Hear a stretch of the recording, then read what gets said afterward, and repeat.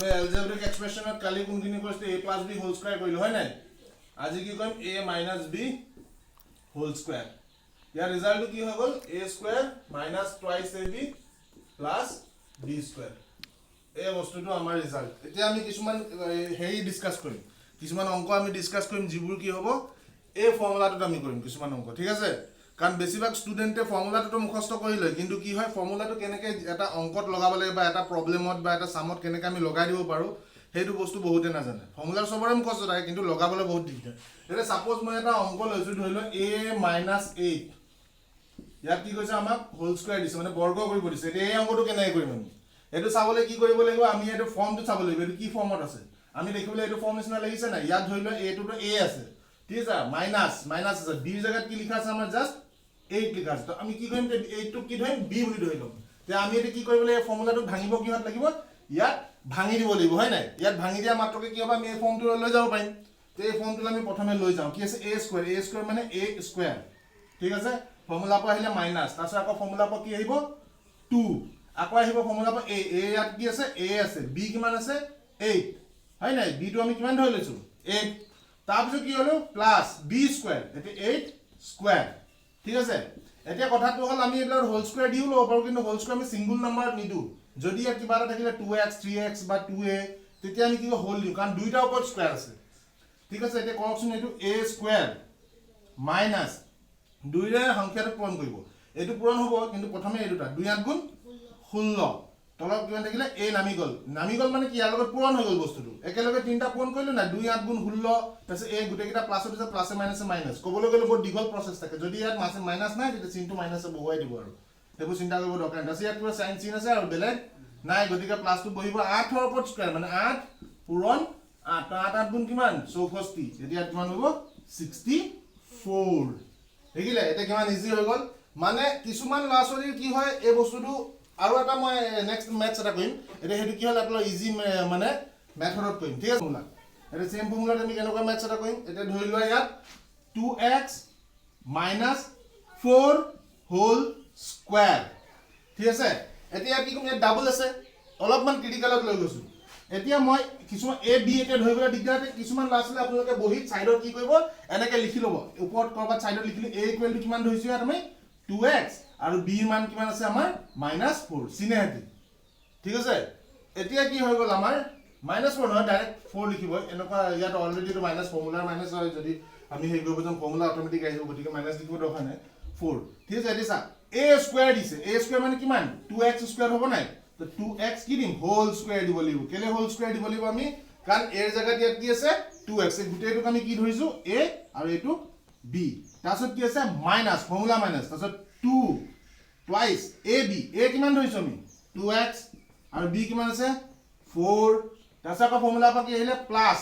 b square b কিমান আছে 4 square হৈ গল এতিয়া 2x স্কয়াৰ মানে 2x স্কয়াৰ হতে 2 ৰ ওপৰটো স্কয়াৰ আছে x ৰ ওপৰটো স্কয়াৰ এনেকৈ লিখিব লাগিব আমি এনেকৈ নিলিখি কি কৰো আমি এনেকৈ লিখি 2 ৰ ওপৰ স্কয়াৰ মানে কি 4 আৰু x ৰ ওপৰ স্কয়াৰ মানে স্কয়াৰ তো কিমান হৈ গ'ল 4x স্কয়াৰ আকৌ থাকিলে মাইনাস 2 দুগুণ 4 4 দুগুণ 8 থাকিলে কিমান x প্লাস 4 ওপৰত 4 মানে কিমান 4 * 4 = what 16 তে আমি কিমান পাই গলো ৰিজাল্ট 4x স্কয়াৰ - 8x + 16 তে এতিয়া জিবিলাকৰ লৰাছলিৰ অসুবিধা হয় তেওঁলোকে কি কৰিব পাৰে আমি যেনেকৈ a = 2x b = 4 ইয়াত দিয়া আছে এনেকৈ আমি কি কয় সাপোজ কৰি কৰবাত সাইডত লিখি লব পাৰে পেন্সিলেৰে তাৰ পিছত এই ম্যাথছটো সলভ কৰিব পাৰে ঠিক আছে এতিয়া বুজি পালে এইটো ক্লিয়াৰ আছে এইটো বুজি পালে না সবে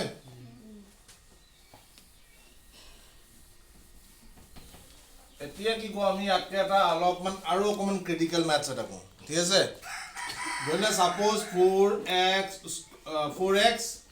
minus 1/3y ইয়াৰ হোল স্কয়াৰ দিছে আমাৰ তে এতিয়া কি কয় মই কৈছিলো যেনেকৈ সাইডত কৰবাত লিখি লব a = কিমান আছে 4x আৰু b = কিমান আছে 1/3y গুটেইটো হয় দেই b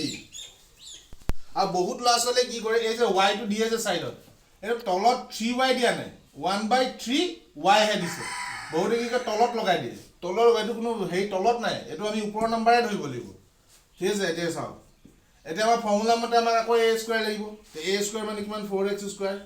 বা 4x হোল স্কয়াৰ বুলি কম আমি কাৰণ গুটে 4x টো হোল পৰিছে তাৰপিছত ফৰ্মুলা পাইলে মাইনাছ টুৱাইছ a কিমান আছে আমাৰ 4x b কিমান আছে 1/3 y ফৰ্মুলা পা প্লাছ b স্কয়াৰ মানে 1/3 y হোল স্কয়াৰ